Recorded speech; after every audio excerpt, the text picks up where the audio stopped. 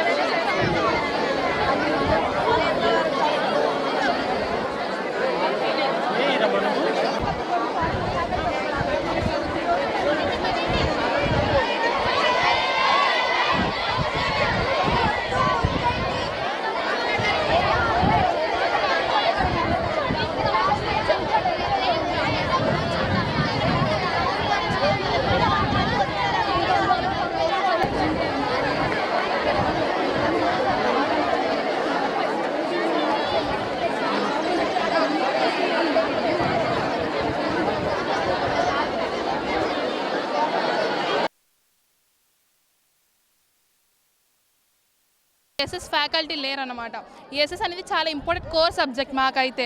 ఇంకా మాకనే కాదు, సిఎస్సి వాళ్ళు ఒక్కరికే మెయిన్గా ఫ్యాకల్టీ వెళ్తున్నారు. ఇంకా ఏ బ్రాంచ్ వాళ్ళకి ఫ్యాకల్టీ లేరు. అదేంటి ఫ్యాకల్టీ అంటే మేము అసైన్ చేస్తామమ్మా అంటున్నారు. అసైన్ చేశారు కాదనట్లేదు, అది కానీ ఎస్ఎస్ఎన్ నుంచి వస్తారు. వాళ్ళు వచ్చి ఒక 2 daysలో ఒక చాప్టర్, ఒక బేసిక్ స్టూడెంట్కి 1 hour 2 hours మెయిన్గా వినగలరు. అదే కానీ డే మొత్తం ఒకటే సబ్జెక్ట్ ఆ చాప్టర్ మొత్తం కంప్లీట్ చేసేంతలా చెప్తున్నారు వాళ్ళు.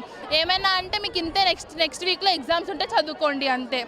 మామూలుగా రెసిడెన్షియల్ వైజ్గా వస్తే మాకు దోమలు అంటే దోమలు వస్తున్నాయి కదా అని చెప్పి మేము నెట్స్ ఆర్డర్ పెట్టుకుంటాం. బెడ్ నెట్స్ పెట్టుకుంటే ర్యాట్స్ వచ్చి అవి చింపేస్తున్నాయి.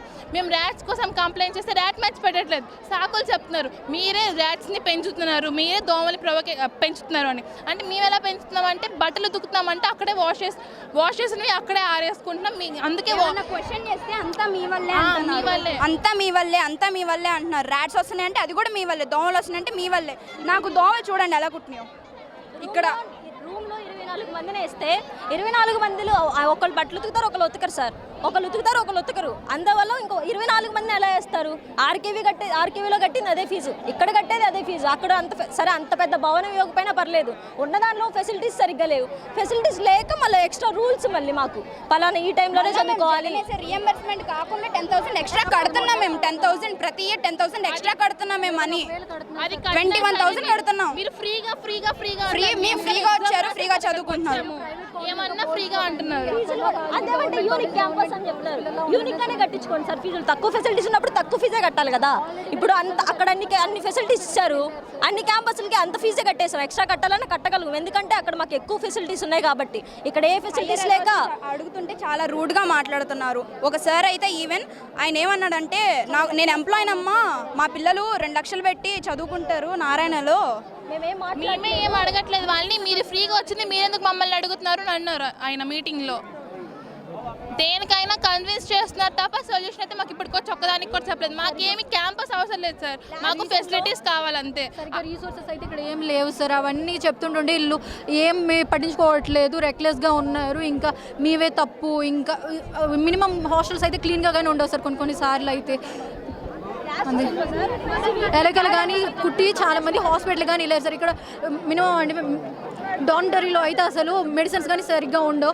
వెళ్తేనే సర్లేండి మీ పేరెంట్స్ రమ్మనండి. ఇంకా అవుట్ పాస్ విషయాలకు వచ్చేసరికి అంటేనే ఎవరైనా డిమాండ్ అంటే ఏం లేదు సార్. ఉన్న అది దీంట్లోనైనా కాలేజ్లోనైనా ఏం నీడ్స్ రీసోర్సెస్ మాకున్నంత వరకు స్పెసిఫిక్గా మంచిగా మేము మరి క్వాలిటీ అంత మెయింటైన్ చేసేయండి అని అనట్లేదు, కానీ ఉన్నంత వరకు కరెక్ట్గా ఉంచితే చాలా సార్ మేము అనుకుంటున్నాం. ఇప్పటికీ చాలాసార్లు మేము చెప్పాము మేనేజ్మెంట్కి, కానీ వాళ్ళు సరిగ్గా రెస్పాండ్ అవ్వట్లేదు.